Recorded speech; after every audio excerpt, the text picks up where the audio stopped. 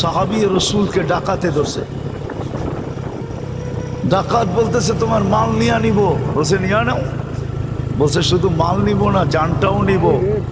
বলছে তাও নিয়ে নাও, কিন্তু একটা অনুরোধ করবো, রাখবে? বলছে সেটা কি? বলে 2 রাকাত নামাজ পড়তে দাও। বলছে দেওয়া হলো তোমাকে 2 রাকাত নামাজ, তাড়াতাড়ি পড়ো। তো 2 রাকাত নামাজ পড়ে বয়ে বয়ে যখন ডাইন দিকে সালাম প্রথম ফিরাইছে, তো দেখে ডাইন দিকে এক সুদর্শন যুবক দাঁড়ানো, হাতে খোলা তরবারি, ঠোঁটে মুস্কি মুস্কি হাসি, চেহারার থেকে যেন চাঁদের চেয়ে বেশি আলো ছিটকায় বলতেছে। বাম দিকে সালাম ফিরে জলদি জলদি জিজ্ঞাসা করছে তুমি কে? বলছে আশ্চর্যের বিষয় তো, বড় আশ্চর্যের বিষয়, তুমি ডাইকা আনলা আর তুমি জিজ্ঞেস করতেছো তুমি কে? বলছে কোথায় ডাইকা আনলাম?